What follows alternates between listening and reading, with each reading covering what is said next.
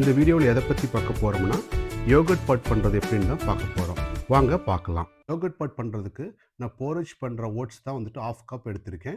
அதோட வந்துட்டு 1/4 கப் வந்துட்டு ட்ரைடு கோகனட்ஸ் ஆட் பண்ணிக்கிறேன். இந்த ஓட்ஸையும் கோகனட்டையும் வந்துட்டு நல்லா வந்துட்டு யோகர்ட்டில் சோக் பண்ணணும். அப்போ தான் வந்துட்டு சாப்பிட்றதுக்கு நல்லா டேஸ்ட்டாக இருக்கும். அதனால் வந்துட்டு ஓட்ஸ்க்கு ஈக்குவல் அமௌண்ட்டு இல்லைனா வந்துட்டு எக்ஸஸாகவே வந்துட்டு யோகர்ட் எடுத்துக்கணும்.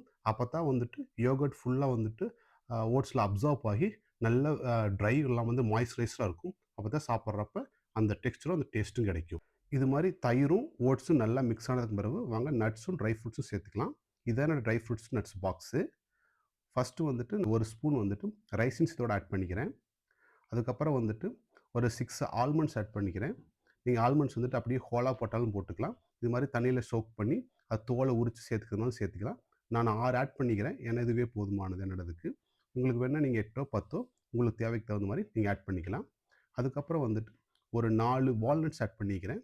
இந்த ஒரு போர்ஷனுக்கு வந்துட்டு 4 வால்நட்ஸே போதுமானதாக இருக்கும். அதுக்கப்புறம் வந்துட்டு ஒரு ட்ரைடு ஃபிக் ஆட் பண்ணிக்கிறேன் இதோட. அதுக்கப்புறம் வந்துட்டு ஒரு ஆப்ரிகாட்டும் ஒரு ப்ரூன்ஸும் இதோட ஆட் பண்ணிக்கிறேன்.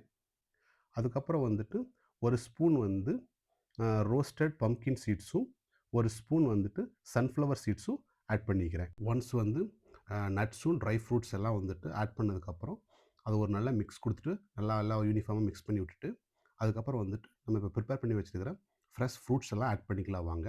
ஃபஸ்ட்டு வந்துட்டு நான் ஒரு 5-6 ப்ளூபெரிஸ் ஆட் பண்ணிக்கிறேன். இது வந்துட்டு ஒரு ரெஸ்ட்ரிக்ஷன் கிடையாது. உங்களுக்கு எவ்வளோ வேணுமோ ஆட் பண்ணிக்கலாம். அதேமாதிரி ஒரு நான் 1/2 கிவி ஆட் பண்ணிக்கிறேன்.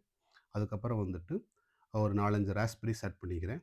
ஏன்னா உங்கள்கிட்ட இருக்கிற குவான்டிட்டி பொறுத்து ஆட் பண்ணிக்கலாம். அதிகமாக இருந்தால் நல்லது. உங்களுக்கு எவ்வளோ தேவையோ அதுக்கு தகுந்த மாதிரி ப்ரிப்பேர் பண்ணிக்கலாம். அதுக்கப்புறம் வந்துட்டு நான் ஒரு 1/2 பனானா வெட்டி வச்சுருக்கேன். அதை வந்துட்டு 1/2 பனானாவை ஆட் பண்ணிக்கிட்டேன். ஏன்னா வந்துட்டு இது நீங்கள் எந்த பனானா வேணாலும் ஆட் பண்ணலாம். ஒரு ஸ்பெசிஃபிக்கான பனானான்னு கிடையாது. அதுக்கப்புறம் நான் வந்துட்டு ஒரு 1/2 ஆப்பிள் ஆட் பண்ணிக்கிறேன்.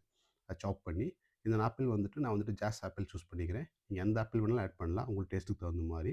கடைசியாக வந்துட்டு இது மாதிரி உரிச்சு வச்சுருக்கிற பொமக்ரனட் சீட்ஸ் வந்துட்டு மேலே தூவி விட்டு நம்ம ஃபினிஷ் பண்ணிக்கலாம்.